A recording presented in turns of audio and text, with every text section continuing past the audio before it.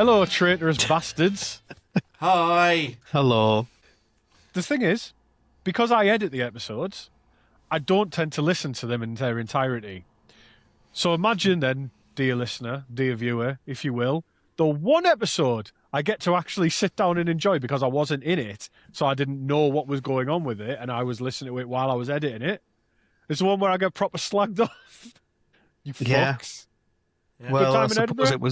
it was part Yeah, of the lovely. plan. You should listen Yeah. to the episode. I It's did. nice without you. I did. Did you have a good time in Hamburg? I had a lovely, wonderful time in Hamburg. I walked my little socks off. Then I kept my socks off by travelling south to a place called Geldern, where I went to a Tolkien festival called Tolkien Tag, which in German means Tolkien Days, where I dressed as a hobbit and walked around in the woods with no shoes on in very, very hot weather with Ouch. loads of other people in amazing costumes. I drank lots of beer. I saw an Italian band called Windrose who do dwarf metal. Fucking Oh, right, unbelievable. okay. That's They're who it was. amazing. My throat was hoarse from screaming Rock and Stone so much, which is like I think their best known song is I am a dwarf and I'm digging a hole, diggy diggy hole, digging a hole. Which is not their song. No, it's a Yogscast, right? But It is, correct. But yeah, yes. yeah. But for me, they are the ones. And Oh, that's It cool that you was- saw them. They're Oh, it actually was fantastic. they're quite big. I know them. yeah, well, they were they were a big pull for me because I love dwarf stuff, and obviously I'm a massive Tolkien fan. And prior to that, I'd actually been in the middle of nowhere in Northumberland at a place called the Black Hut, which is just a glamping pod out in the middle of nowhere, where there's a bathtub outside where I was having a bath while like cows were coming up to the fence and stuff. It was lovely and just stargazing. So, and then this weekend, this is the first time I'm talking to you guys for a while. Mm-hmm. This weekend I've been at Warwick in Warwick Castle, and I've just got back today. Hey. So You've it's been a man it's of- been lovely. A man who travels Well, my wife's literally just about to give birth. Like we're days away from labour. right now. Well, we're waiting for our waters to go. Like we are right there. Right. So we tried to get as much done as we could before the baby comes. Fair. And then we're gonna have a break for 6 months before we stupidly take a 6-month-old baby on a cruise around the European Christmas markets. Well, Yeah. So yeah, what have Well- you guys been up to? I hope it sounds shit in comparison to my stuff. it does actually. Yeah, it Wankers. does sound pretty shit. Yeah, we had a good time though. All is spoken about on the last pod, doing some comedy stuff. So when do you find out about this, and when do you find out if you got through? It's the weekend of the 20th and the 21st. Yes. So as we record 2 weeks' time. And is there anyone who is there any way like the audience can help? Is there anyone they can threaten? No. No. Leave that for the semis. Yes. So, as everyone might have not really alluded to it in the last episode, so I'm not a comedian any longer. I handed in my badge and my gun, which was part of the problem. I kept taking weapons to shows. that is, yeah, frowned and upon. It is frowned upon. And I much prefer writing stories, and I write jokes for like stuff I do. So I got what I wanted out of comedy, and I get to stay in touch with these lovely people, as well as I do some of the... Occasionally I'll help out with some behind-the-scenes stuff for the Cunny Funds Collective, of which this podcast is actually part of that still. So I am still involved. Yes, you Yeah. are. Just in different... And that's the beauty of it being a collective, is that there are different skill sets within that. I mean, not many. But Not there many, are. no. It's got, you have to be funny in some kind of capacity. Do you? So I've still got to write jokes, even if I don't perform them. I've still got to try, like just to keep my membership going. I think we need to tell a lot of the people in the group that they need to be funny. I've told you that the easiest way to filter out shit is just put a £1 fee there. Yeah, Most people are like, subs. oh fuck this. Yeah, introduce subs, and everyone's like, oh fuck this. I don't that would be So- funny. Jesters are historically, right, are like kind of funny people. And I'm not saying that this is funny, but jesters used to do a lot of poems. And Mm. I like to write poems. And this morning, while I was having my breakfast, I wrote a poem for you, Nathan. Chris so- the poet. Would you... Well, I do write a lot of poems. I do. Would you like to hear the poem I wrote for you? No, you're all right. Right, well, join us next week, guys. Yeah, go on then. Go on then. Is that Jujutsu Kaisen shirt you've got on? It is, yes. Ah, There's I saw Goji's fair. yeah, Yeah. Yuji Itadori and his Yeah, I've Megumi. just started watching Naruto, and I'm like at the Arlong Island part of One Piece, so like I'm doing the old ones, but I've watched JJK. Anyway, this poem is called Vegan Sausage, and Okay. this is because this morning I saw vegan sausages at the breakfast bar in Yeah. Warwick Castle, and I thought I'm going to try it, and it inspired me to write this song. Okay. Nathan, why have you forsaken me to delve the depths of veganry? In Warwick Castle, ancient hold, a long fat tube I took a hold. I slid wrinkled skin between pursed lips My God. after I sniffed and licked and kissed the tip. The taste was strange, I will admit, crusty, musty, and a bit of grit. I swirled my tongue around the shaft and tasted this man-made eldritch craft. 1918 Germany was the birth of sausage sorcery. Friedenswurst, they called it then, peace sausage for starving men. As I opened my throat to it, I was robbed of thought and joy and wit. My feelings final on this food, it's not that bad if you're in the mood. Lovely. Very Yeah. beautiful. Very nice. I take I it enjoyed back. You are that. a comedian. And That was funny. thank you. I decided that everywhere I go that offers a breakfast now, I will try one vegan item. In lieu of that, I'll try the vegetarian option, toast, and report Melon back. for me. Yeah, Tomato. oh yeah. Oh yeah, yeah. Anyway, if Beans. there's like I had beans as well. I did wonder. I was going to write about beans, but I was like, if I say beans, and he's like, oh well, actually, like the beans are not free range or they're kept in sheds, I'd be like, oh okay. The plight of the bean industry. Like, that's how people used to talk about cows. Check your fucking privilege. You're right, yeah. But no, that is my vow that everywhere I go now, I will try a vegan option and then let you know how it goes. So, if you're both through fucking around, shall we start the episode? Yeah, sure. Yeah. Yeah. Go on then. Welcome back to Think Tankards. This is a podcast where two comedians and the other one talk about different topics each week. Today, it's a Nathan episode. Nathan, what are we talking about? Hello. We are going to be talking about Oddworld Abe's Oddysee, or more like the Oddworld Inhabitants, the company that created this video game. But we'll go into Abe's Oddysee mostly, and then move on to what it is that they did. It is a old PS1 game, PlayStation 1. First off, must ask the chaps. Ian, do you Hi. know anything about this? You were more a Nintendo guy, aren't you, with your Zelda With t-shirt? my Nintendo 64 behind me. Yes. Yeah. It was one of those very cringy children for many reasons, but I also had a very distinct loyalty to a specific corporation, which looking back is terrible. But Things Ian and Chris Chan have in common.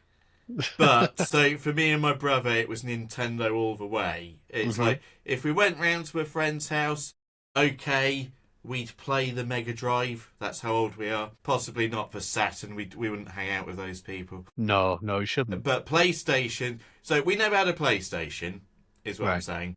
NES, SNES, N64, GameCube, Amazing. the underrated, Oof. and then the Wii. But never owned a PlayStation, a PS2, an Xbox. It's Wow. like, what's Microsoft doing coming in onto our turf? As if I was an incredibly litigious Japanese corporation. But yeah, so long story short, it's like, yeah, again, I will have played a PlayStation game or two over the years, but this particular franchise that I'm here to learn about today is because I'm going in completely cold. I Wow. have no idea what it is. I'm here to learn. You've never heard of it at all? Never heard of it before. Wow, It's the that's fifth crazy. best-selling PlayStation game of all time, Ian. As far as Certainly I'm is. aware, Bubsy's a bigger PlayStation deal Wow, no, than screw Wow. you. I don't Okay. want to hear any of Bubsy's quips during this at all. And I don't want to hear about Gex. I don't want to hear about Croc. I don't want to hear about any of these other phonies, I would okay? have listed all of those above whatever it is we're talking about today. That's terrible. Chris, please save us. Save So, us, please. until you tasked me with playing it, I had not played it since, I don't know, maybe 1999 or whatever, like a long friggin' time ago. As I alluded to in previous episode, there was a PlayStation 1 disc where it had various demos on it, and Yeah. Abe's Oddysee was one of them. And I played it on that, and I couldn't quite, my little fat brain couldn't quite, as a fat kid, couldn't quite grasp how platformer games worked, because like my motor skills were still developing, so I gave it up as a bad job, right? I'd play things like Pandemonium, Amazing. Crash Bandicoot, Yep. and that was out on the PlayStation 1. I was never particularly loyal to a brand or anything like that, because I just took whatever I could get. But I did at various points, like my uncle, for example, would have the one of the consoles, and when he would move on to the next one, I'd get that. So Did he like, work for Nintendo? Did your uncle work for Nintendo? no, he didn't. That famous Unfortunately. Nintendo uncle. Yeah, no. I thought it was him. Yeah. But yeah, I mean, behind me, you won't be able to see until the sun sets, unfortunately. But behind me, I've got an actual ocarina from the Ocarina of Time. That's on my, and I've got a book called How to Play All the Songs on it, like the Bolero Okay. of Fire and all that. So you'll see it in a couple of hours when the sun sets while we're recording. But that is behind me. You just can't see it at the moment because I don't have my arsehole out enough on camera to have purchased a ring light, so I just haven't seen the point in it yet. So my lighting situation's a little bit messed up.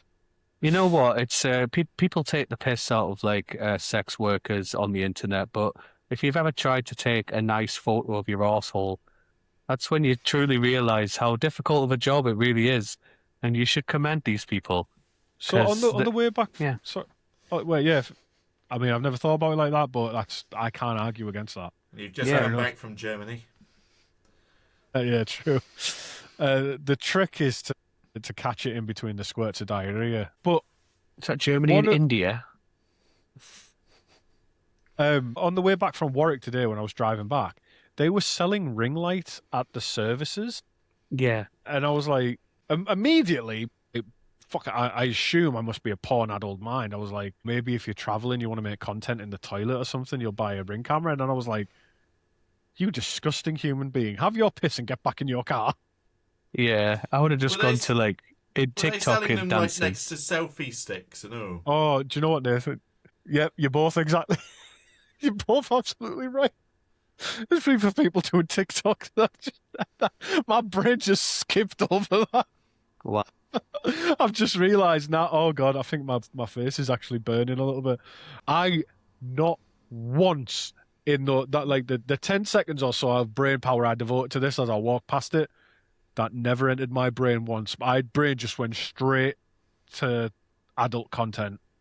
That's Should be unbelievable. ashamed. You should be But- ashamed of yourself. Yeah, on that, for everyone who has come to expect this of me, just me, nobody's ever thought about this. There is no porn parodies I could find of this game either.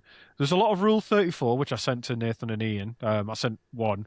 And Nathan is usually quite a stoic, reserved kind of comedian. Like, you'll never kind of get... It's hard enough to get him to laugh at one of your jokes. But instead, I went beyond that. I got the Super Saiyan 3. I got a bruh from him, Bruh. which I've never received before.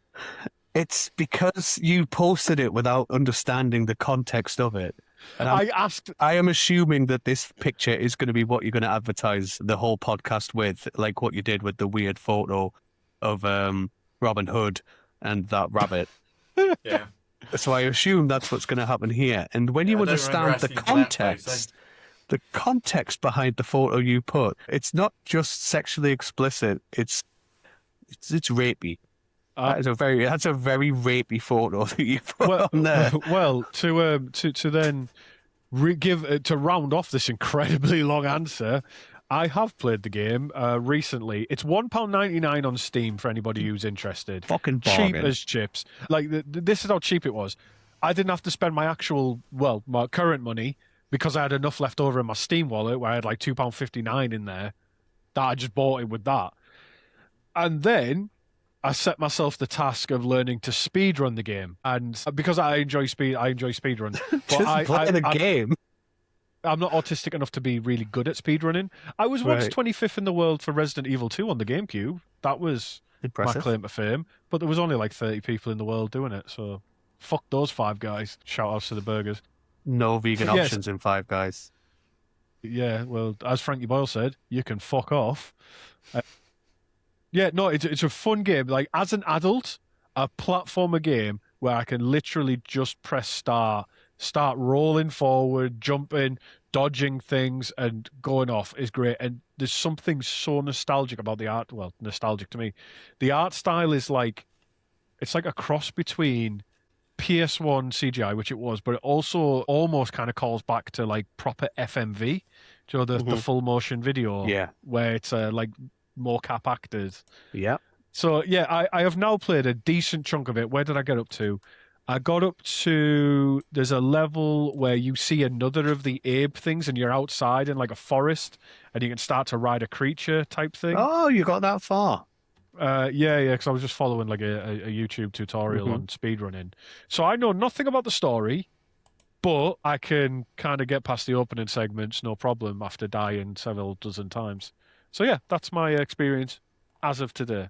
Cool, I'll respond to my experience. Obviously, this is my favorite video game ever created. Favorite of all time, Abe's Oddysee. Sorry, just to interrupt. Can you show us the tattoo? This would be a good point to show us the tattoo. Yes, I have the tattoo here. This is Abe. I'll explain why his head is on a lollipop stick. At some point, we will go into that. It's part of the story. It was my favorite video game growing up. It's very challenging. It's really hard, which is why I'm wondering why Chris has suddenly decided to speedrun what is known as one of the most difficult PS1 games ever, as well as Heart of Darkness and other nonsense like that. So, but I'm the same. I didn't have any particular bias towards things. Big Nintendo kid, love Pokemon, love Zelda. I've got a Pokemon tattoo as well, which is this Mimikyu right here. I've got, my bedroom is got 2 big massive maxi posters of Breath of the Wild and Breath of the Wild Tears of the Kingdom. So what we are posters does your wife have in her bedroom? me. Posters of me. Are you sure? Can I put these posters up? Yeah, if you sleep in your own fucking room. No, she's embraced. Look at all this stuff behind. She has embraced my nerd culture. Well, I was going to say this is completely unverifiable, but based on my limited knowledge of Mimikyu, it seems that like quite hot women are into that Pokemon, and I don't know why. I've never seen a bloke like being like show off a Mimikyu without like being like some weird like hot alt girl somewhere nearby. Right. What's all that about? I don't know, but I must be proving that system wrong. No, I got this after I met my wife. Mimikyu's cool. It's like it's a goth thing. I think it's it's a goth thing. Yeah, because it's a ghost type and it's it's recognizable because it looks like a Pikachu. Yeah. If you're a hot goth woman, write in just to me. Don't mind these two. Just write in to me. Me and my wife are looking for a third. I don't joking. appreciate. I hope she didn't hear that. I don't appreciate this fetishizing. That's a word. Of goth girls. I think you should leave them alone to us who have been goths. Just leave them out of it. I don't know why it's now a thing. I'm the only non-married man on this podcast. And you're the only one staying quiet. Yeah. I'm nonconformist as can be. You'd be nonconformist too if you're just like me. Correct. Right. Let's get into it, shall we? So, we'll go back September 19th, 1997. I was 6 years old. Actually, I was 5 years old, 6 years old in a month. PlayStation was currently on top of the world at this particular time. It was fights of mascots. We had Crash Bandicoot and Spyro fighting for the mascot for PlayStation space to take on what was already the powerhouse of Nintendo and Sega, being Sonic and Mario. Who would You say the mascot for PlayStation was during that era. I would say Crash Bandicoot. Yeah. Gex. You'd always see. I remember. Did you guys ever read Games Master as a kid? Like that was the Yes. magazine I used to buy like every month. Yeah. Games Master, and like you get the posters in it. But you'd always see like Cloud from Final Fantasy VII and Crash Fucking Bandicoot Gex. and like Jill Valentine Glover. and like Spyro and stuff. Like you'd see like all of these together, but Crash was always the one for me. Yeah. Crash made the mainstream for the mascot for PlayStation, and he did really, really well. Got loads of cartoon deals. Universal were all over him like a tramp on chips. Like, they loved him. Within that year, that era, something else came out. This game that we're talking about today, Abe's Oddysee. So, Abe is about, for Ian, who hasn't got a bloody clue, it's about a little alien boy. He's a little alien. A species called Madokans. And these Madokans are very frail, very passive, quite spiritual beings. And unfortunately, with what comes with being all three of those things, they are also incredibly oppressed. They have been enslaved. There is a huge company, a huge corporation that go by the name of Rupture Farms. Rupture Farms is a meat processing plant who hunt lots of wild animals all around the Oddworld world, which is what the world is that all of this is in. And Abe is a janitor there. So he is a blue alien-looking guy, and he likes to buff the floors. That's what he does. He's quite a happy guy. Doesn't mind his job, you know. He just does his thing. It's not even a job. He's a slave. But he doesn't mind it nonetheless. Story starts as he is walking through, buffering the floors near the meeting rooms, and he sees all of his bosses, the Gluckons, having a big meeting. And he walks past a few signs on that says that meat munchies, they're called, they're finished because they're extinct. They've hunted this creature to extinction. It's gone. No more meat munchies. Paramite pies, another creature they make pies out of, they're still going. He likes them. Scrab cakes, another creature, loves them. Even Abe's going, these are delicious. Yeah, I like them. They're still going. And then he walks into the boardroom and sees that they're having conversations about what they need to do next because their sales are plummeting due to the fact that they are basically hunting all these creatures to extinction. And that's when they come up with the idea of the new and tasty. And the new and tasty is called a Madokan Pop, which is him and his friends who are currently slaves on a stick, their heads on a stick. That's what they're going to sell for their new and tasty. So Abe decides it is his duty to try and liberate everyone. Well, actually, at first, he just needs to get the fuck out of where he is. He needs to escape because he's discovered that they are next. They're going to get their heads put on sticks and eaten. And thus the game begins. You're starting in Rupture Farms. That's where you go. So it's a lot darker of a subject matter than we've had for other platformers in general. What other platformers have we had? Crash Bandicoot games. Mario 64, probably the best platformer ever created, in my opinion. Banjo-Kazooie. Banjo-Kazooie, incredible. Yeah, also a big platformer, collectathon. It overwhelms me, Banjo-Kazooie. Same with Donkey Kong. Too much to collect. Donkey Kong's rubbish. I'll say that as all of the Donkey Kong games on the SNES, far better than Donkey Kong 64. Yeah, the 2D ones are class. Hard. Yeah, but none really of them good. had like the DK. Donkey Kong. Have None of them had the that. DK rap, no. Yeah. The new one's really good. Is Castlevania? I know Castlevania is a Metroidvania game. It was one of those that became its own kind of genre. Yeah. But is that still a platformer? I would say so. It's like a side-scrolling platformer, Yeah. and then it's kind of turned into a bit bullet hell. Ninja Gaiden. Yep. Fuck those games. So those games were all 2D platformers, and 2D platformers were suddenly starting to get a bit pushed out by 3D graphics. 3D graphics were in thing. We had Mario 64, we had Crash, we had Spyro, we had Gex, Croc, Bubsy, Glover. We had all this shit, right? And Exclusively to PlayStation. yes, exactly. So 2D platformers were getting pushed out. But that's where Abe's Oddysee, to me, is different because it's a sort of bridge of taking the 2D platform and gameplay style, but bringing 3D graphics into it because it's like a 2.5D. As Chris mentioned, the graphics themselves, which they won lots of awards for the art direction and the graphics, it is down to motion capture that they were doing for the Madokans and for a lot of the beings, some stop motion that they were also doing. And a lot of the people who work for Oddworld Inhabitants were actually very experienced in film and television and animation.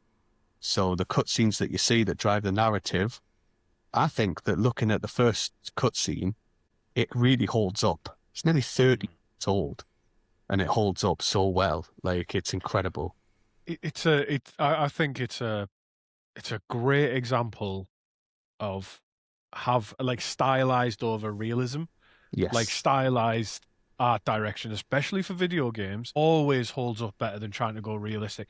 Like let's go back to Ian's special interest that him and Chris Chan share of Nintendo, right? Wind Waker versus I don't know Twilight Princess, right? Like the two art styles, like Wind Waker holds up better because it was never chasing anything like realistic or anything. I mean, don't get me wrong, Twilight Princess was nowhere near as going for realism as some of the earliest prototypes of what that game became, Yeah. but they still went for that like high polygon count type, good shading type stuff. Whereas Wind Waker was like, nope, it's cell shaded, and it's still like it's a fucking beautiful game. It's Yeah. friggin' beautiful. Like, And even so yeah. on, Sorry, go on. I was just going to say, even on Breath of the Wild, they went a bit further back to more stylized rather than making it graphically intense. It's a beautiful game still, just like Wind Waker is still a beautiful game, but it's the style that does it all. And I think it's the same with this. I mean, look at Minecraft, biggest selling game in the world, and the graphics are dog shit, and will always be dog shit because they're supposed to be dog shit, and that's great. Yeah, it's really interesting. Like it's kind of like a bell curve, isn't it? It's like when it might be shifting now, but when I was younger, I was like, ooh, bright, colorful, and then as you like get into like your teens and that, you're like, oh no, I want realistic graphics. I'm not playing that; it looks like shit. And now I'm like the others. I'm like, I'm in my 30s, and I'm like, I just want some good games, good gameplay. I'm like, ooh, shiny, bright, like Yeah. good art direction. Yes. So to understand Abe's Oddysee, first off, we'll start with the creator, a guy called Lorne Lanning. And he didn't come from traditional game development background when he first started doing this. Before founding Oddworld Inhabitants, he worked in visual effects, as we've just said, animation, and computer graphics. His experience wasn't centered around making any arcade-style games. It was around storytelling, film, characters, world building, and design. So there's that. Lannan believed that video games could become a storytelling medium on the same level as movies. And this was like one of the first times we had this, because we only had Sonic the Hedgehog, Crash Bandicoot. Like, fair enough, we had things like Final Fantasy, Legend of Zelda, where, yeah, they are telling stories, but they're incredibly simple stories of hero has disequilibrium. Hero then has to go and bring it back to equilibrium. Blah, blah, blah. Someone's just sent me a message. I'll ignore that. In 1994, he partnered with producer Sherry McKenna to found Oddworld Inhabitants. Now, Sherry McKenna is a weird lady. She's an interesting lady. She, before she did this, she was bang into not stopping animal rights. She was bang into her animal rights, very anti-animal testing, very anti-capitalist. So I think she was a big influence in where it is that we went along with the storyline here. So their goal wasn't to make a game. Their goal was to create a universe as a whole that they wanted to do. They envisioned a sprawling science fiction world called Oddworld with dozens of species, ancient cultures, corporate empires, religion, politics, entire ecosystems. And this game, would only be part of a much larger narrative. It was originally going to be called the Oddworld Quintology.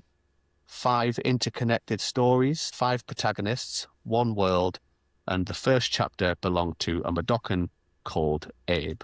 Chris, what were you chortling at there?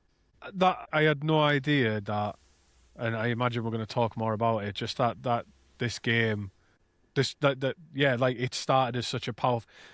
Because what you normally get is when someone sets out to intentionally show a message like climate change or like anti-capitalism or like the meat industry, that they tend to be so heavy-handed in the messaging that it ruins any of the artistic integrity. But it seems here that whoever these people were, they seem to have actually done what is so rare to do in that they've made a game that I only knew this as a game. Yeah. I didn't know of it as yeah, as an expression, artistic expression of their creators, like their creators' beliefs. Sorry, Yeah. that's why I was laughing. It was more like disbelieving that, like, oh shit, someone did it. Like they did it Yeah. years ago. They've managed to make a narrative that is bringing certain cultural problems to light without sounding preachy. Mm. And it's a dark tale, and it's still quite silly as well. It's quite funny, it's quite light-hearted and quite heartwarming in some ways, despite everything that's going on around you is horrible. What I have found is I think that that works because what it is that they did was they created this world as the world is telling you the story. The story of Abe is just your very simple go from point A to point B, save these guys, be the savior, the end. But the overarching world building is what is really preaching to you. So you can capture it, that you can get it, or you can't. You can just let it go over your head if you want to. And that's what some people did. I remember Me included. years ago, Oddworld inhabitants posted a Facebook picture during Pride of their logo in a rainbow. And lots of people were complaining in the comments and saying, this has gone woke. What are you doing? Blah, blah, blah. I just remember looking at that and thinking, how can somebody play and be a fan of this game that is against oppression and segregation and everything, and then still just completely fucking miss the point? And like Abe's Oddysee has always been woke, so let's just start with that. I'm just trying. They want us to eat the gays. Well, They you want want us to to eat eat the the gays gays, eat the game of Doc and Pops. Like Chris's poem, you can do it like that. So, any questions first off? I've rambled a bit. I'm now wondering, Ian, I'm going to turn to you here.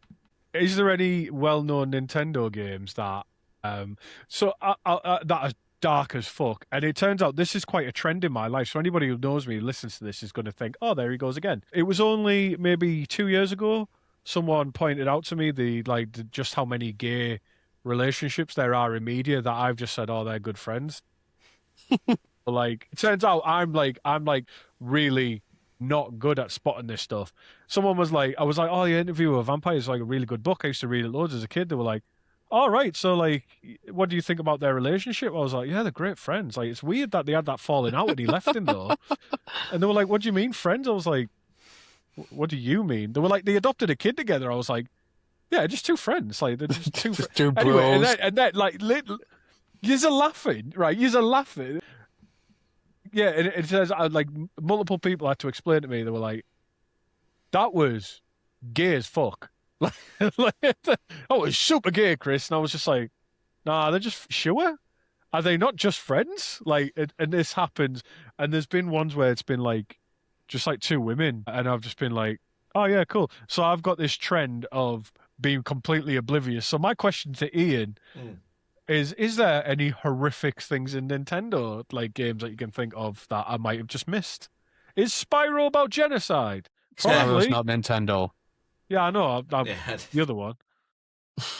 I think the thing with Nintendo is it very purposefully tried to keep its range of games to be as accessible as possible for children. So there were very few, certainly platformers, that would have gone into the realms of being something quite dark. They'd have the occasional, and this isn't a platformer, but they'd have something like GoldenEye or Perfect Dark, which were very acclaimed games, but they'd be a rarity in that they'd be like 15 rated. Like, my mum to this day regrets buying us GoldenEye because she thought we were underage, and we were underage, but you know, we're not going to turn into psychotic killers for playing GoldenEye.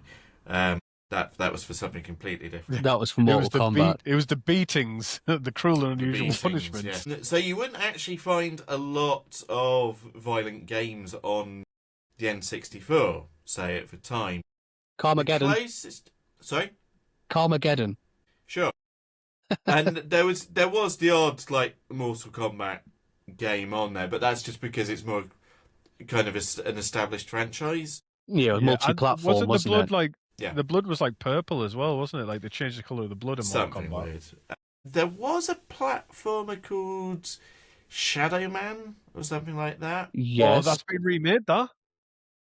So That's I fucking think I'd say that was probably as dark as it got in terms of platform games for Nintendo. But I mean, yeah, platformers, that was very much the domain of Mario and Yoshi and Yeah. and that malarkey, Banjo.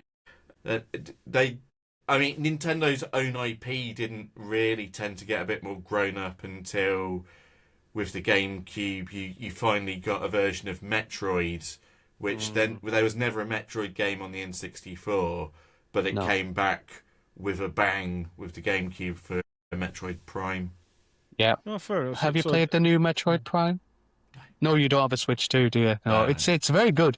It is really good. It's very it's a mix between the old Metroid Primes and there's a lot of the new Zelda in there. They seem to know what sounds and puzzles can get someone intrigued and interested, and have put that into a Metroid game as well, which is great. But going back to Metroid as well, Nintendo, although they did kind of stick to their own formulas and knew what they were doing, they weren't afraid to push boundaries. As we know, Samus Aran is a lady, and we did not know Samus Aran was a lady until you got to the end of the first Metroid game. That was the plot twist. That was the plot twist. No one knew until she then took her helmet off, and everyone was like, wow, we are playing as a chick. And if we had the internet back then, people would go apeshit and would lose their minds and review bomb it to hell for that, because women don't exist.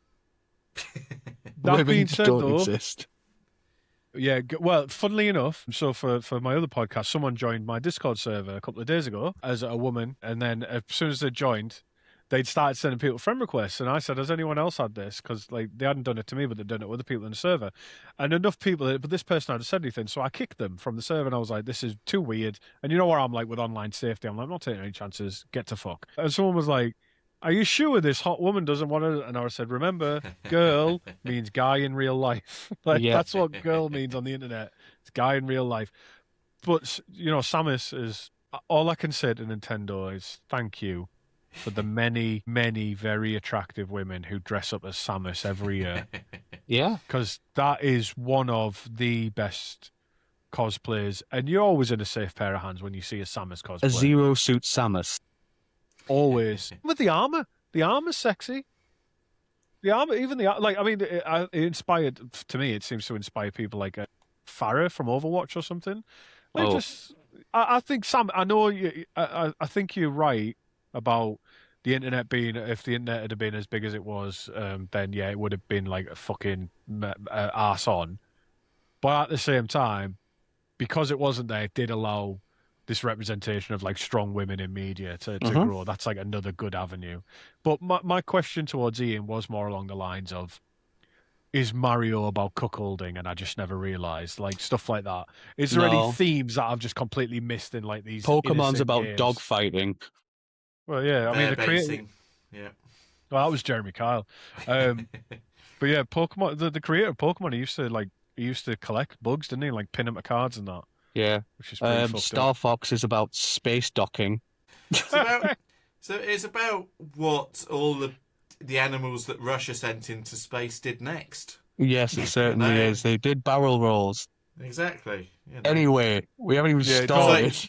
Let's not talk about Star Fox. We'll summon the furries. We don't want that. Okay, so we will talk about their building, how they built the Oddworld. So in the mid-1990s, most platform games that we talked about focused on gameplay first and story second. Holding my beer, Oddworld did the opposite. The developers spent years designing the cultures, the species, the economics and mythology of their fictional planet. Every creature had a purpose, every location had a history, every corporation had an impact on the environment.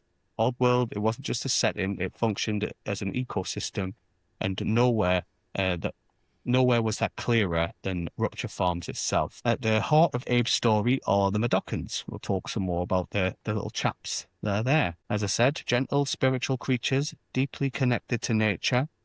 They were once free, but over time, many were enslaved by industrial corporations. I'm going to take a drink. So, were Lorne and Sherry shagging? Oh, I don't know. So, were Lorne and Sherry shagging? I have no idea. So they moved in together, you said?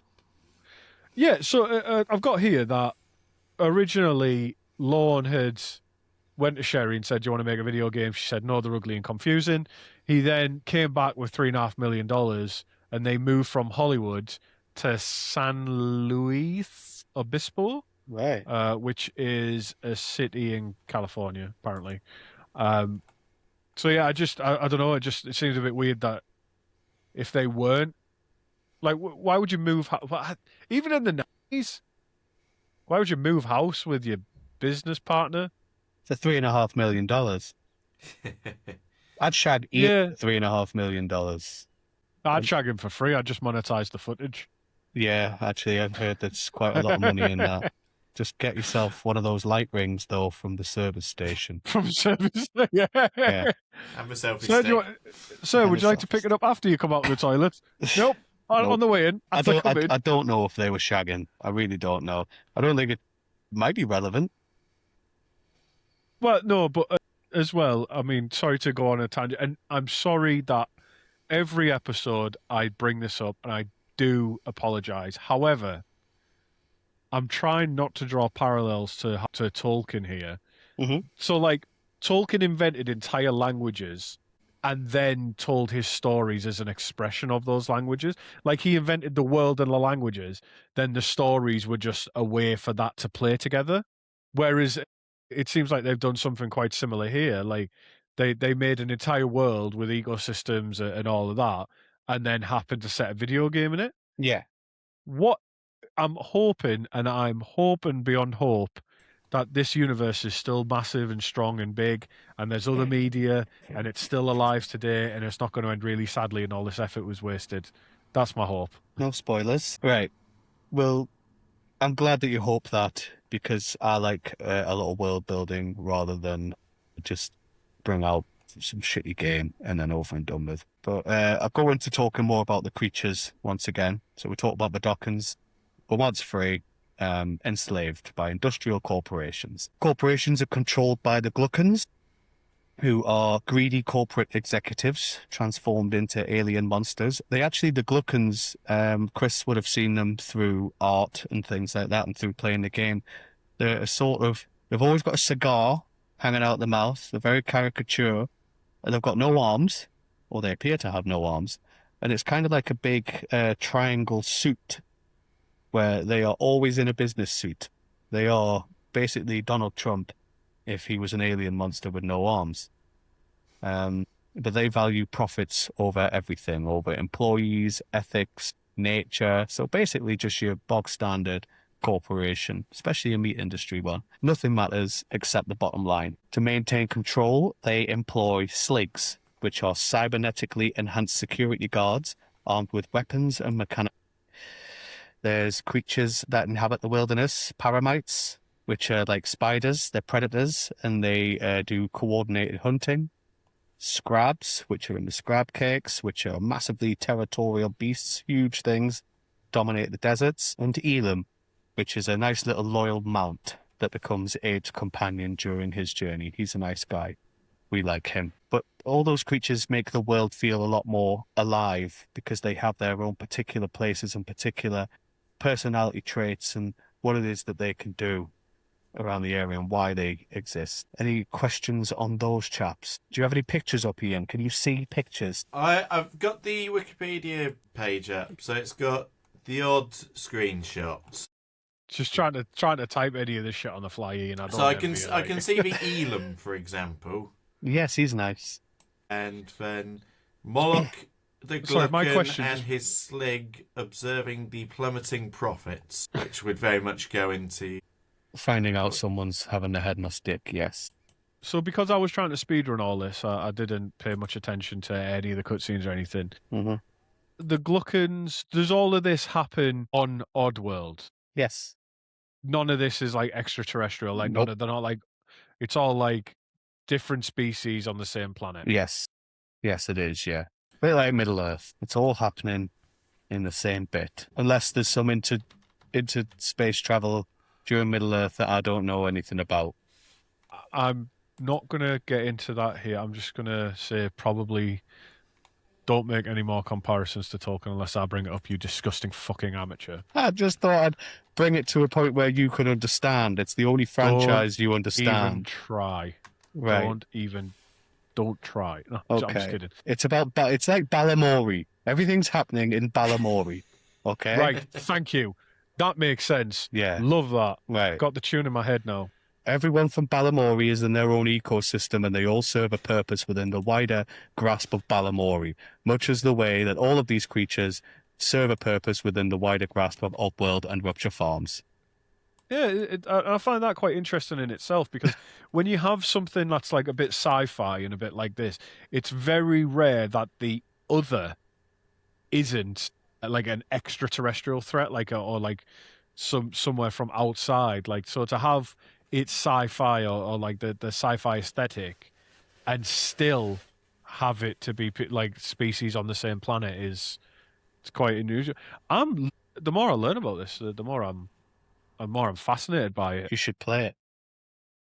I have, well, yeah, Play it properly. maybe play it properly, maybe. Play it properly. So I've just been rolling forward past everything. Yes, that's not cool. When you sent me the screenshot, you were literally running past the sleeping slave, and I thought he's doing it wrong.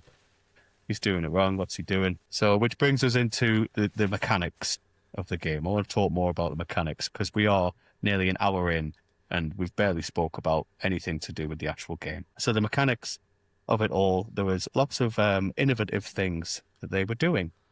One of them mainly was game speak, is what they called it. Game speak. So the lassie, what's her name again?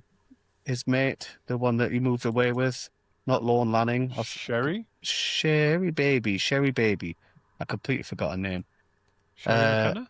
Sherry McKenna. She famously said that she thinks that communication can solve anything.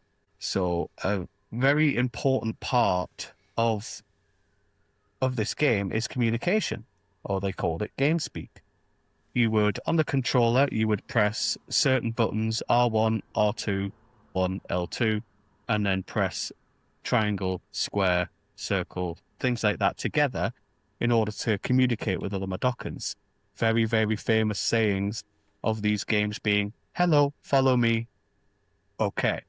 So you would speak to the Madokans, say hello, then they would say hello, follow me, okay.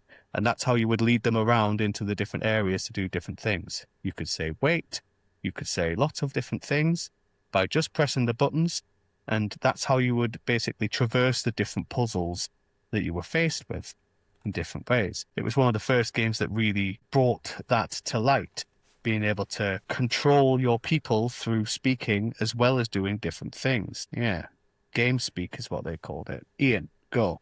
Yes. So looking at more pictures of Abe, the protagonist, when we're talking about speaking, it does look as though he's got his mouth stitched shut. It does. Just here. Right. Just here. Uh-huh. Yeah, the Madokans themselves were, as we say, oppressed and abused and tortured by the Gluckans. That is a form of punishment for certain things that have happened. In later games, being Abe's Exodus, there's a lot of Madokans who work in the mines to bring this new drink called Soulstorm, and they are blind. They have had their eyes ripped out. It's pretty dark. So Abe, he has these things on him to suppress him from potentially reaching some sort of power, which you don't actually learn anything about until much later on. There's also like when you're playing the game, there's signs that are really horrible. There's and ones that funny. say like "Don't talk" on shift and stuff like that with like a face. I think it had like its mouth stitched together. Yeah, But then there's also a sign that says "Remember, if you escape, we'll kill everyone on this floor," something yeah, like that. yeah. Which is just Which is the world God, building because you yeah, can. Another mechanic of the game is its morality feature. It was a very, very early game to have a morality feature included. You can go through the game and not save anyone. You can go through the game and avoid all the Madokans just because it does make it a hell of a lot easier to just fucking skip through them and get out and do your thing. However, that gives you a bad ending. You can get good endings, you can get medium endings, blah, blah, blah. But yeah, and the world building of that, the sign on the door that says if you leave, we will kill everyone, that is an in-game way of saying you're like you cannot come back to this level. Everyone will die. You cannot save all the Madokans, therefore your ending might be bullshit, like it might be bad. But then at the same time, it makes sense. It's not just there as like a tutorial thing. It's a sign that makes sense within the universe. It's So was this one of the first games that had that kind of game morality, I would say aesthetic, so. which had like the difference between a good ending and a bad ending? there was Silent Hill and Silent. Was it the original one? Or was it two that started to introduce the When did multiple Silent Hill endings? come out? Because this was out in Uh, 1997. Yeah, I think Silent Hill might have been 98. Fucking hell, there's so many.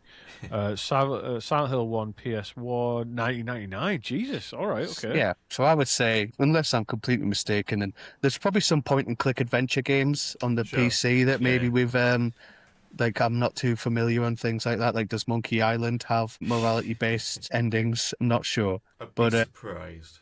for console, I would certainly put a nod Yeah, towards yes. Mm. I'd make two kind of small ones there. So moral, but morality systems might be taken a little bit differently, but multiple endings definitely was. But multiple endings based on moral choices Yeah.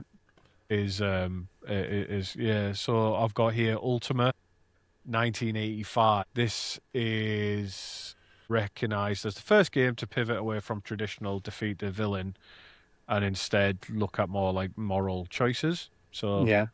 then you've got Daggerfall 1996 or Elder Scrolls. Of course, it would Yes, be of fucking Elder course, Scrolls. yes. 1996 Daggerfall. Sorry.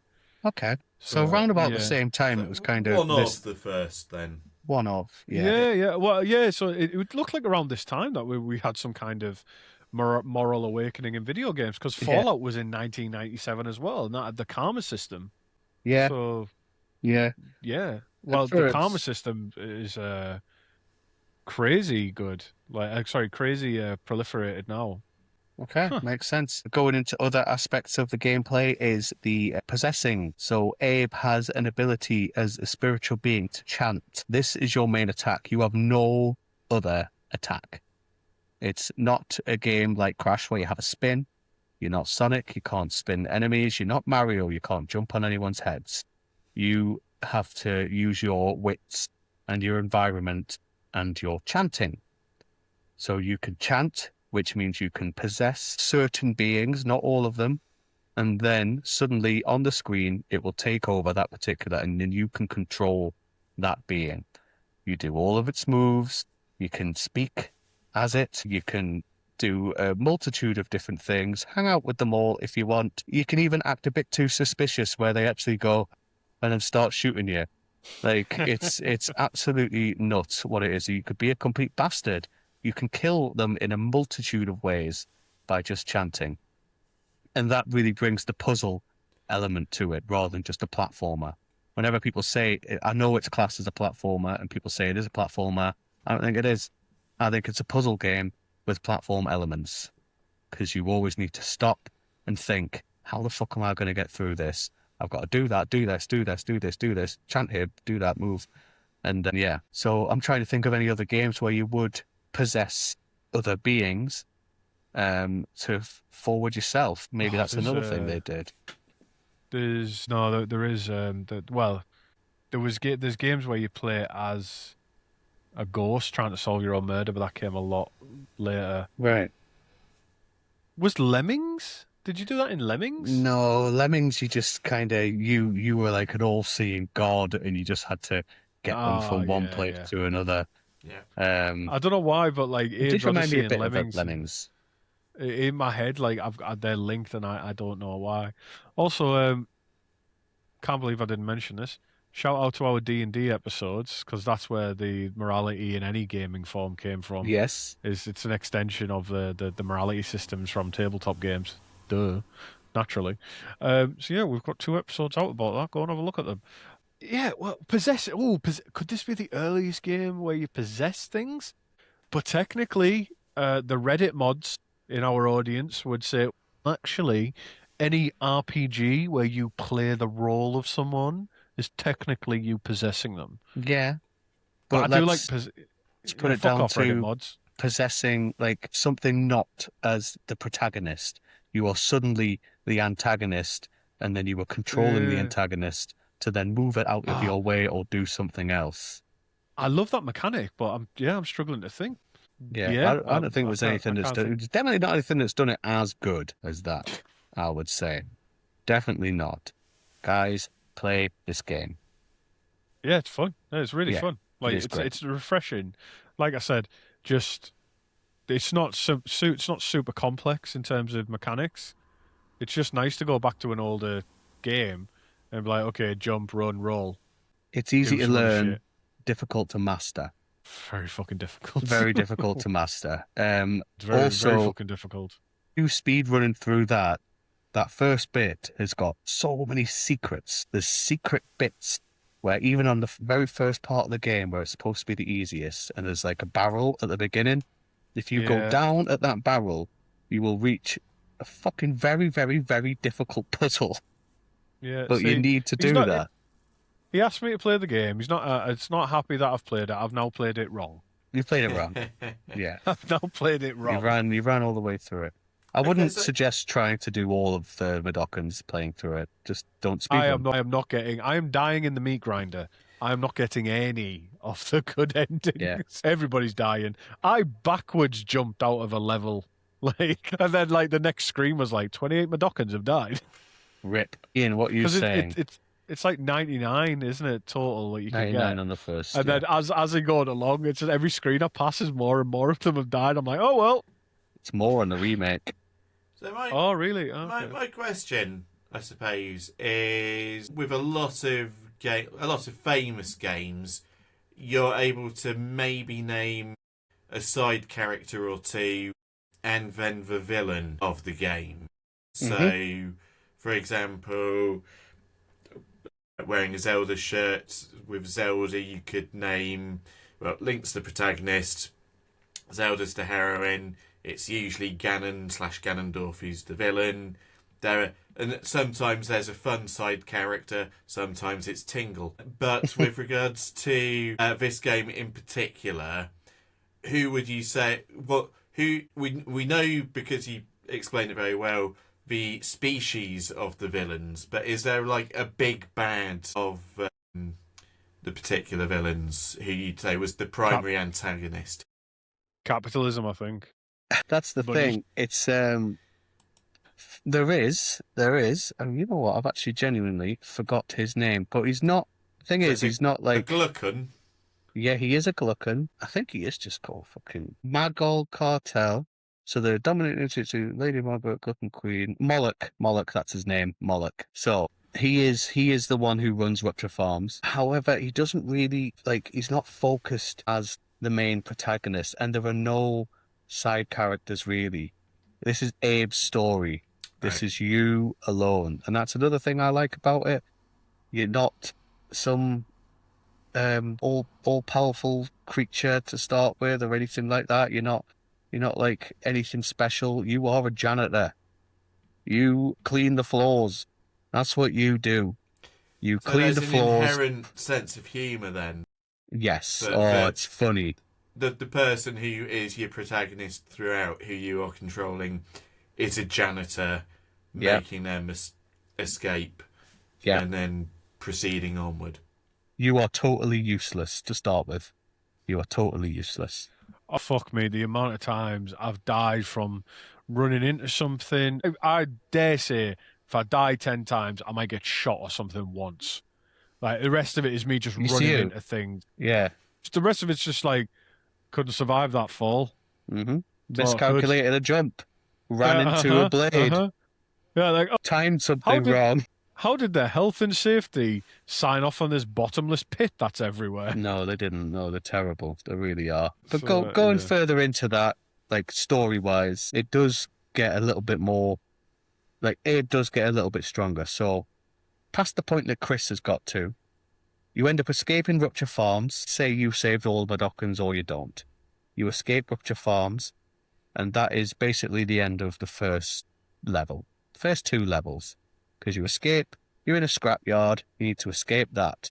At the point of escaping that, Abe then looks up at the moon, which is, he's not outside a lot. He's never really seen the outside world. And he looks up at the moon and he suddenly realizes that the moon has an imprint that is the exact shape of his hand, which I actually have a hand-painted image of the exact moment that Abe looks at the moon, if anyone who is watching on video and can see.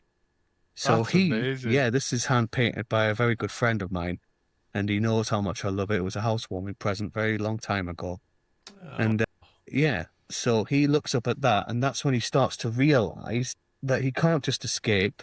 It might possibly be his destiny to do something about this. So he puts his hand up at the moon, and as he's doing that, he forgets that the cliff that he's standing on is incredibly crumbly, and then falls and gets knocked out.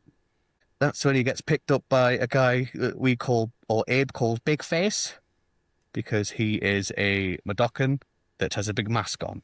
That's probably the closest to a supporting character that we're going to get. He's like a shaman, and he says, Abe, it is the Madokan's destiny and your destiny to anyone who does these trials to gain the power of what we call a Shryuken. Not the Shoryuken, but not like that. So he has to undergo trials in both Paramonia, where the Paramite are from, and Scrabania, where the Scrabs are from.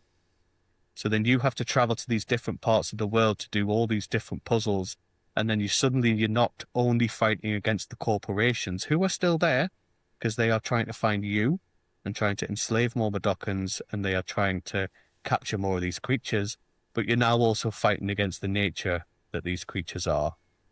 As we said before, Scrabs, incredibly territorial. They will not fucking stop chasing you until you get out of their way, which is nigh on. It's just constant. It's the gameplay changes like that. You can no longer just stand there and think about what to do. It's run, run, run, run, think fast, run. And Paramonia, they are very strange creatures where they will do coordinated attacks. They will trick you, and they will pretend that they're your friends. They will pretend that they're not doing anything, and then suddenly you get attacked. After that point, that's when you've done both those trials, that's when you start to get these powers in which it can turn Abe, after chanting, into a mix between a Scrab and a Paramite with these crazy electric powers momentarily. So that's when he needs to head back to Rupture Farms to take them out. You head back to Rupture Farms, go in a different way, more puzzles, running, panic, pain, and then you go head to head with the big bad guy, and then ultimately wipe him out. And that's when we get to the point that you see at the very beginning of the game, when Abe is hung up by his arms because he's been captured, and depends on how many people that you capture, depends on what actually happens. Sorry, how many people you save depends on what happens, not capture. You're not capturing anyone. You're a little alien boy. So yeah, that's in a nutshell the whole story. It is very good fun. I do like it a lot. Would you call it a long game? It's only long because it's hard. Right. It's as long as you make it. I would say, actually, what's the speed run? 11 minutes. Is that with Speed glitches? run. That's got to be with glitches. Yeah, it's any percent. Any percent. So it's any percent, which means that so any percent in speedrunning means finish the game by whatever means necessary. Yep. So it's about 11 minutes with like glitches and stuff like that. Let's Oh, the see. light is faded enough you can see my ocarina. You can. Yeah. Aha. So let's have a look, see if we can find what the 100% speedrun record is. You could call that down to the diadem of light. Yes. Oh, that the Song of Storms. Anyway. The fastest verified 100% speedrun for Oddworld's Abe's Oddysee is 58 minutes 47 seconds .718 on the no memory glitch category, achieved on PC. It's considered a world record because it uses the in-game memory timer rather than real time. Right. Whatever that fucking means. So in-game timer. So when you're doing speedrunners, sometimes games keep a timer of what they use and how long you take to complete it. Mhm. In-game timer means that you're relying on at the end the game will show you how long it took you to complete it. Gotcha. You use that in-game timer so that it pauses often when it's loading and stuff like that. Versus a real timer is where you'd have a bit of software running on your computer that times everything and it can differ sometimes. Right. So, it's often preferred to use in-game time, Okay. That's good to know. but some games don't offer it. Gotcha. So it took me and my mate the first time that we completed it 100%, which was when I was 18, even though I played this for a longer. It's hard. It's so fucking hard, Ian. It took us weeks. And that's when I started smoking properly. Right. Just genuinely, he used to smoke.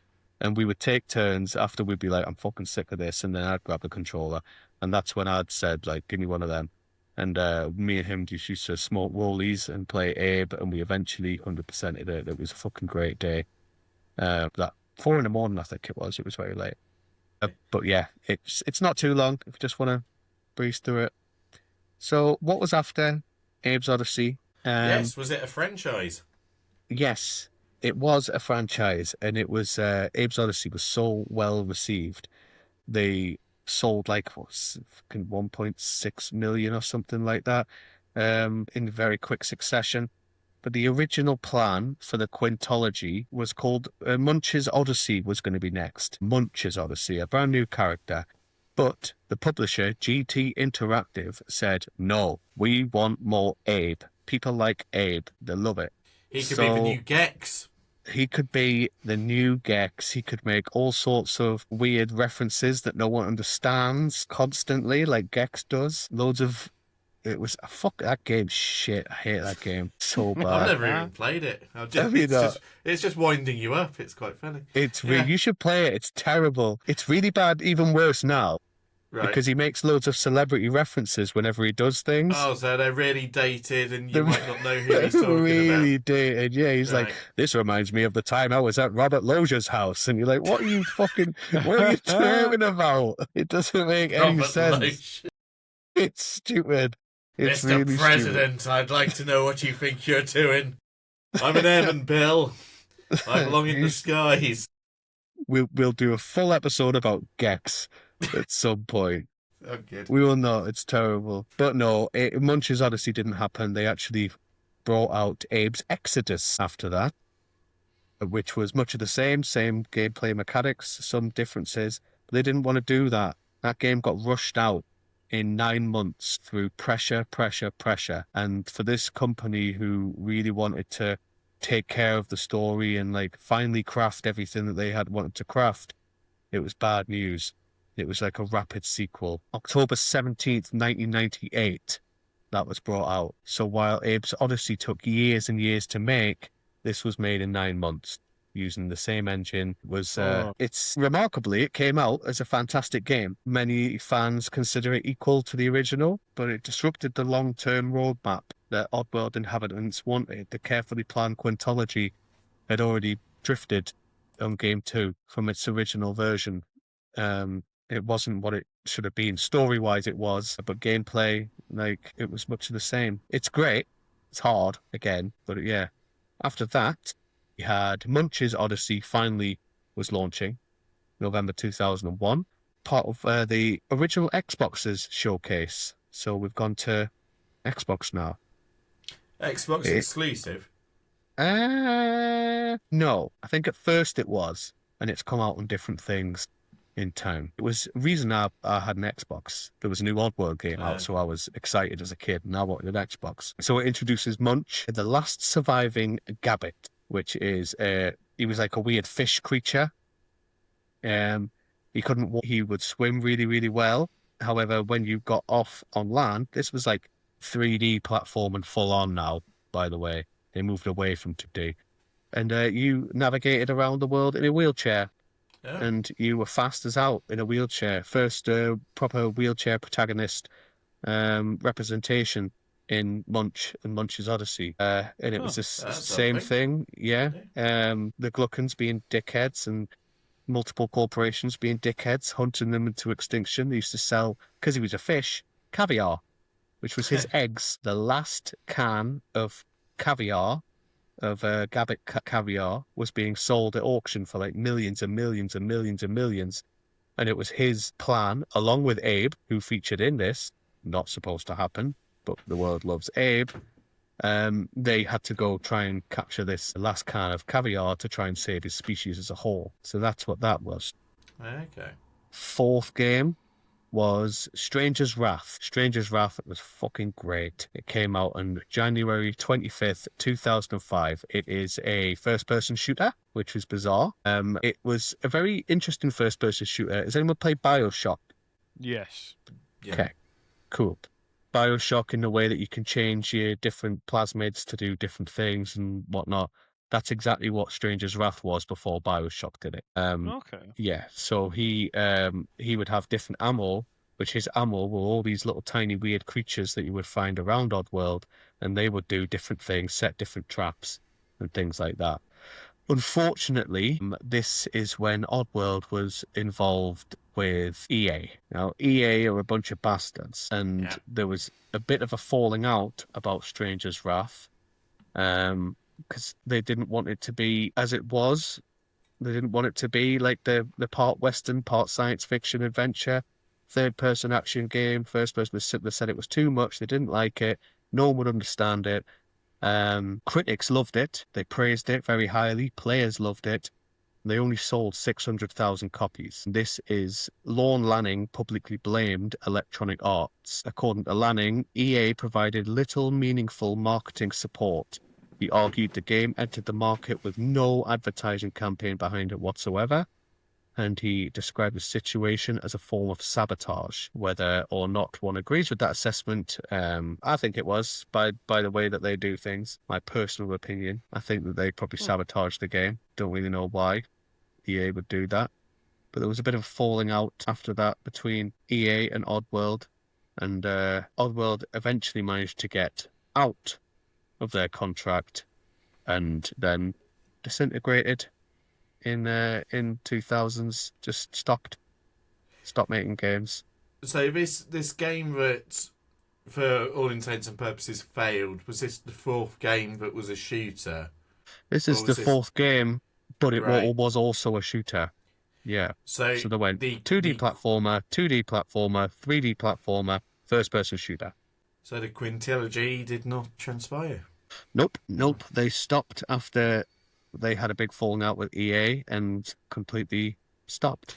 So did EA insist that it became a first-person shooter? Is that what you're saying? Or is... No. So that was always, EA it was always the plan? Want it to be. It was always the plan to... It's just they didn't promote it properly. Yeah, they didn't promote it. They didn't do any marketing or anything like that. They didn't want anything to do with it for whatever reason. Lorne Lanning is very secretive about it all, really. We don't know too much information as to what happened. All we know is they fell out and he blames them. However, there is good news, because New and Tasty eventually came out in 2014. Oddworld Inhabitants created a remaster for the original Abe's Oddysee with loads of extra features, updated graphics. It was like ground up new creation, and it's fucking great. It's very, very, very good, very fun. Almost impossible to 100% for a scrub like me, but I love it. It's good fun, and they're still going now, because when the PS5 came out, one of the main draws for a PS was a game called Soulstorm, which was the reimagined events of Abe's Exodus. So this was actually completely different. It wasn't just a ground-up remake of Exodus. This is, as Lorne Lanning said, this was how Exodus was supposed to be if it wasn't made in 9 months and rushed and pressed. It is very, very good. I still haven't finished it. It's really hard. Well, you're a dad gamer now. I am. I'm it's getting a different worse. demo. My reaction times get worse. I get caught on like Fortnite or Call of Duty, and I'm just like, oh, you got me. Yeah, I don't.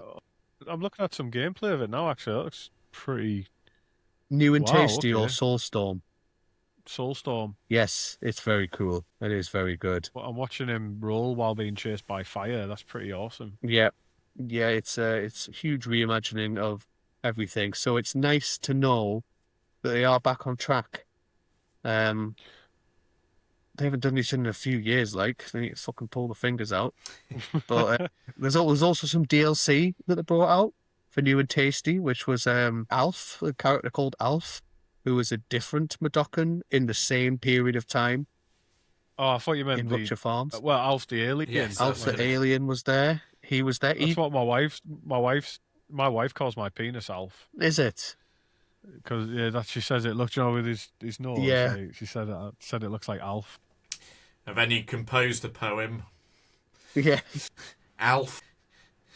She does. She calls it out like someday. She'll be like, "Do you want to get Alf out?" I'm like, "Yeah, woohoo!" Yeah. But Second yeah, child like, incoming. well, I don't know. She's a brave woman. She really is. Not for having a second child, but for going near Alf. Doesn't he eat cats as well? Is that like a thing with Alf? I don't know, but I'm scared what Yeah. Oh, you've just sent me a picture of Alf. Okay. I was... Didn't I you? haven't. That's my cock. Alright, well, it looks so friendly. Exactly. Is Yeah, he come holding a here. biro or it's a pencil? That's okay. Comes to Springfield Sci-Fi Convention with all your favourite sci-fi stars. Mark Hamill, Alf, and...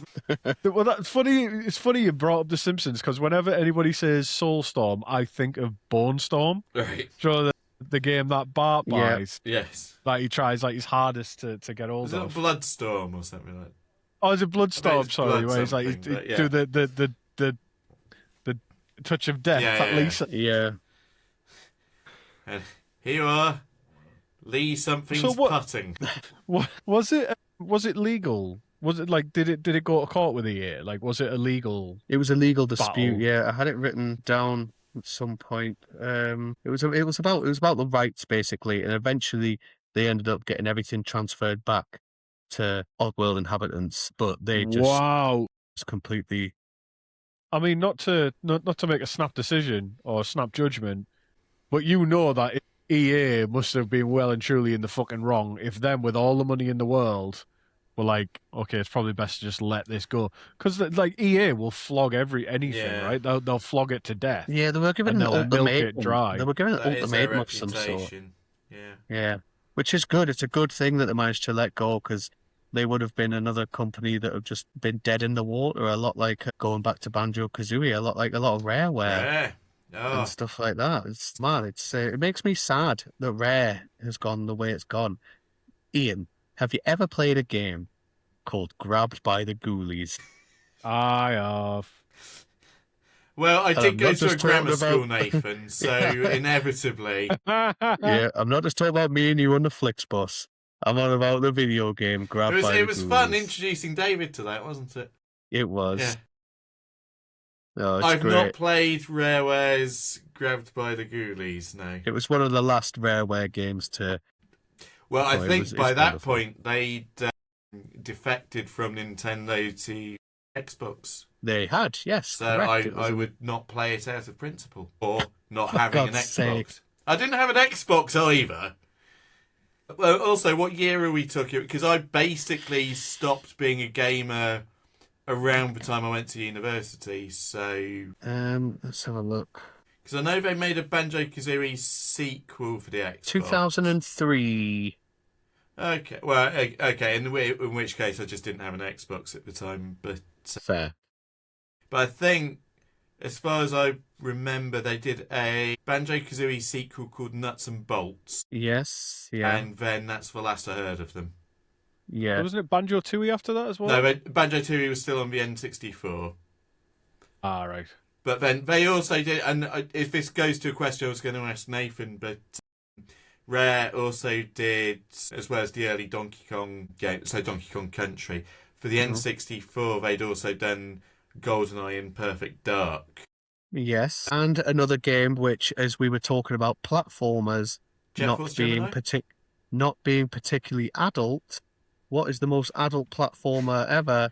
Conker's Bad Conker's Fur Day. Bad Fur Day.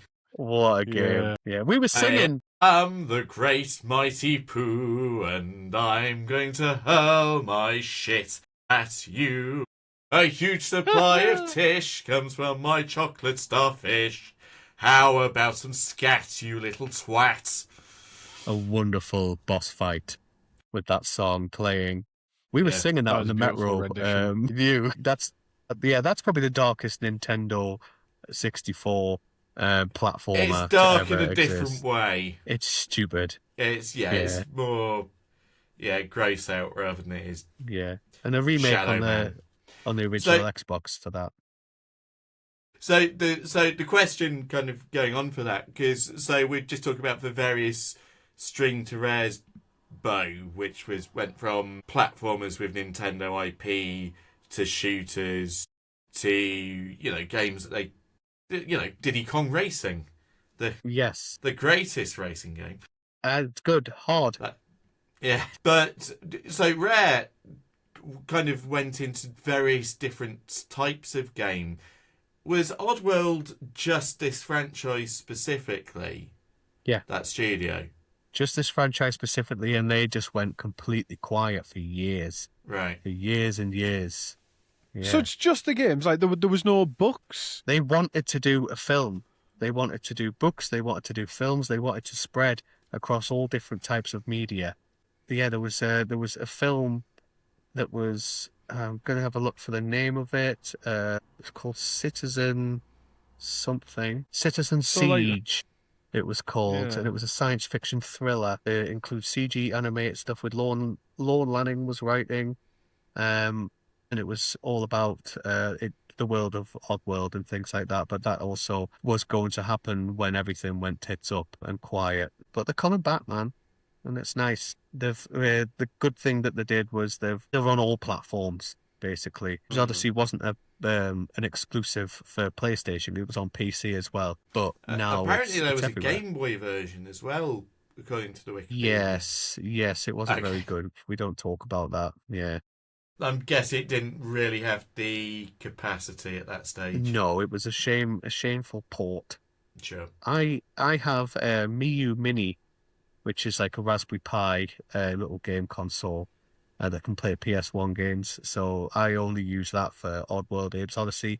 On the go, I'm trying to do a 100% playthrough on a screen about fucking 2x2, and it is hard. Hurrah! Yeah, 2x2, hurrah. So But yeah, Abe's. I've just put a screenshot in our group chat of the Game Boy version of Abe's Odyssey. Yeah, That is that's dire. interesting. That is dire. that's Not. the Game Boy. Yeah. Yeah, that's not the Yeah. same thing, is it? No. That's just someone capitalizing on a franchise. Damn, dog. But yeah, the legacy of the game in general, I genuinely think it paved the way for storytelling, environmental storytelling for not just games like Metal Gear Solid and stuff like that. They did it all before. They did a lot of corporation greed and consumerism and things like that, and like bioterrorism and stuff. But it was very serious. It was all extremely serious. In a way, there is some very stupid stuff in Metal Gear Solid. Very silly things, but it takes itself very seriously. But not with the kind of Earthworm Jim style of humour. No, exactly. Whereas Abe's Odyssey, it was able to bring a darker, sort of meaningful tone, but also keep things lighthearted enough so a teenager could play and learn and enjoy and do things like that. And that's why it tickles my fancy so much. It challenged the idea that heroes needed violence in order to be able to do that. You don't need to be strong and attack and do all these things. You don't need to be incredibly strong. Abe succeeds because he helps people, not because he kills them. And it remains one of the game's most radical ideas that through the power of communication and the power of planning and sneaking and just being careful, that he managed to overcome such a dangerous organization. Cool shit, man. You guys should play it. I've said it many times. You have. Give it a play. Well, no, but remember, Ian, you got to play it the right way. Play it the right way. Don't just rush through it like some fucking epileptic hamster. Just Well, I'll dust off my Steam account and yes, $1.99, man. Look-see. Just when you say something that teenagers could enjoy, and bear in mind you were around 8 when you played it for the first time. Yeah. Question I was going to ask, is your daughter a gamer? She is. And has she played it? Been introduced to it? I have introduced her to it. She hasn't played it yet. Me and her have sat and watched it. My daughter is a lovely, very sensitive soul, and she's only really just starting to get into some darker themes of things. So I think when I first showed her Abe, it might have been too early, too much, in which we were like, okay, you're not ready for this. But literally today, we've just finished watching the first season of Demon Slayer, and we've finished the train arc of Demon Slayer. Chris, are you familiar? Have you seen it? I've seen the first 2 episodes, and I am getting there. But I'm watching Witch Hat Atelier. I'm watching Naruto. I'm watching One Piece because I'm not watching One Piece. I'm watching One Piece. I'm on it, right? Yeah. It's on the list. Just leave me alone. Yeah, but I'll get to it. Now she's at the point of understanding that cartoon violence and comic violence and things like that, it's easier for her to take. Oh God, I wish for that, man. My 4-year-old is getting very upset recently because she can't differentiate. She thinks she's worried that like things are real. Like she's got enough awareness of the world to understand when something's like violent, but then she's struggling to process when she sees things. She's like, is that real? Is that going to happen to me? I'm like, no, darling, you're okay. Yeah. Me and your mum will not put you in any danger. Like, that horse is not going to trample you at Warwick Castle. Like, you're fine. Yeah. Well, we're not taking you to Jurassic Park. You'll be fine. No. We did that 2 years ago at Manchester. Last year, I think. They've got that Jurassic World at Manchester where they've got the actual massive animatronics of the dinosaurs. Okay. The last bit is a Carnosaur fighting a T-Rex, and she fucking shit herself. Okay, scratch that. Bad pair. Maybe you should not start with Terrifier either. Stop showing her that. Think that might just be a little bit too far. Start with the later, more silly Nightmare on Elm Street films before you get to the first ones. What is it? The Dream Catcher, is it, or the Dream Eater? Is it? There's Dream Warriors is number 3. Is that the one I'm thinking of? Yeah. The Dream Child is probably number 5. Dream Child's one of the sillier. Yeah. But no, the one to start off with, if you would start a child off with Nightmare on Elm Street, for any parents out there looking for advice, start them off with number 6, which is The Final Nightmare. That's the one that's got the Freddy Power Glove and the cameo from Johnny Depp with this is your brain on drugs. Roseanne Barr. Yes, Roseanne's in it as well, yeah. So if you are going to start your kids off with Nightmare on Elm Street, do what I did. Do The Final Nightmare. Or, do Freddy versus Jason. Yes, very silly. That's a good primer for both Kelly franchises. Yeah. You got Kelly Rowland in that. And then you can go into Jason X, which is also very silly. And if you want to start them on other things, do Army of Darkness before doing Evil Dead 1 and 2. Right, legitimately, if this was like a gun to your head situation, I genuinely think that what we've put out there would be the safest way to introduce children to horror films. Yeah. Well, these particular horror films, like they are the silliest ones. So, like, you kind of go backwards from that. Freddy in Nightmare on Elm Street, fucking terrifying. He's not played for laughs. It's not till 3 his personality starts to come through. 2, just a story of 2 really good friends who are both having nightmares at the same time. Oh, are they gay as well? Yes. Nightmare on Elm Street 2 is the gayest horror film ever made. A massive gay analogue. I did get that one. I did know about that one. That is one of the first male scream queens was in for Nightmare on They Elm did a Street whole 2. documentary about. Yeah, they did. Yeah. Yeah. Wow. The guy who played the guy at the guy who played the guy, he was in the closet at the Yeah. time. But they were like, oh yeah, the subtext. They denied the subtext was gay. And I was like, there is no subtext involved here at all. That's the word I couldn't think of earlier. I'm usually quite bad at picking up on subtext. Right, that's it. Yeah. Well, Apart from Fred, but I would avoid the remake as well because that's when they suddenly decided that Freddy was a he's a paedophile. pedo. Yeah, Yeah. he's There the are R. Kelly'd him. nods to that throughout There are the nods. franchise. There are nods. Yes, but he is a child murderer. Yeah. There is a difference. He has standards. Yeah. I know. He made it called Fashion Robert England, but standards. he's not from England. Like he's not a paedophile like all of us, you know. Yeah, he's not royalty. Exactly. There's I don't know if you guys have ever watched epic rap battles of history or anything like Yes. that, but there's one between Wolverine and Freddy Krueger, and Wolverine says about Freddy Krueger, he says you're a pedophile from the Midwest. At least R. Kelly can sing. It's just one of the best. So I don't know how we've got here, but there you've also, as well as a really good look into a fascinating world that I want more out of now I know more about it. You've also got a good handy way to introduce your child to some horrific films. Yes. That's right. Yeah. Yeah. And I horrific to them. apologise You'll if be it was a fine. bit haphazard today. I haven't had a lot of time to prepare. I've been a busy boy. And I did my best. But yeah. It's fine. Like there's episodes where people plan ahead and they put effort in, and those are my episodes, and that's fine. It's always nice to hear that that there is untapped. I mean, there'll be people like you out there, Nathan, who know loads about this. But if there's people like me and Ian, for example, there's these whole fictional worlds that there's such depth to them, and there's such weird stories behind the story that we just never hear about until you. And that's the point of this podcast: is that you bring things here to talk about. This is show and tell, the podcast, right? Yeah. And you've showed and you've told. And for my part, I've genuinely never heard of it before it was broached to the ears.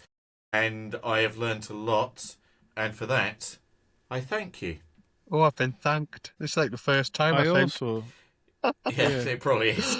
I think it is. I do thank you. I'm a little bit sore that there's not I can't go and read comics about it. Yeah. Because talking about kids, I've recently so when I was in Germany, I got my kid the Hobbit graphic novel. Yes, We've been I reading saw that that. together because I was reading the book, but now I'm reading the graphic novel. So Oddworld would have been a lovely one to show her, pictures and stuff. So I'm a little bit bitter that this world hasn't been fully realized as it should be, but I will play the games at a normal speed now that I don't have the pressure of the podcast. And try and absorb some of the world through that. Hopefully it will be realised in the future because they are coming back. They're doing their thing on their own with less pressure. Yeah, that'd be nice.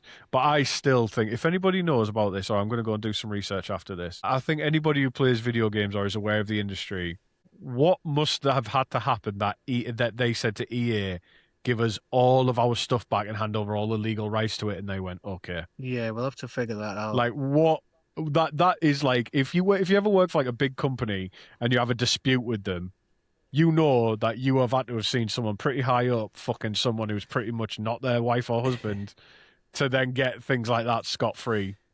The only thing I can think of is if EA genuinely didn't give a shit about it and really didn't feel that they could monetize it in any way. Therefore, just it's honestly not worth it. So we'll just give it back. But I don't think it was, because by 2012, this was the fifth top-selling PlayStation game of all time. It sold was it 30 million units or 13 million? I remember seeing a 3. It sold a lot of units over its lifetime, that the IP itself would have been... even making a soulless remake would have brought them a bag because of how many people... I posted on our Instagram story the other day that the disc cover... and then the PlayStation 1 startup sound, and it was just its ultimate nostalgia bit. Right. So for EA to hand all that back. And luckily enough, the remake and the remaster was not soulless. Put a really good job in. They came up with a company called Just Add Water. They're the ones that are helping them out all throughout this. They reacquired the rights to Soulstorm, a reimagining of Abe's Exodus. So they are the ones who helped bring out Soulstorm for the PlayStation. So it's more like a bit like how Crash and Spyro were with Toys for Bob, how they got their remakes. They're just teaming up with other newer, hipper companies to help do this rather than big fucking evil horrible ones like EA and GT Interactive. Fuck you guys. Which hipper new company helps remaster Gex? Gex will not get a remaster. I tell you what, if ever our production collective becomes big, we will take Gex and we will remaster Gex. So please, coming soon to Roughest Toast. Yeah, please subscribe. Please rate our podcast 5 stars so we can remake Gex with newer, more appropriate celebrity endorsements. Like, this is the time I was at Philip Schofield's house, and this reminds me of the time I was at the wonderful world of David Walliams. Oh god, there's a fantastic Frankie Boyle joke where he says like companies should do negative advertising. That like unless you pay them, there'd be like an episode of The Bill, like a police drama. It'd be like, Sarge, we caught the pedo, and he was eating Walker's crisps. Yes. We found more barrels in Diddy's basement. They were full of copies of Gex. He loved the game. I reckon he did play Gex.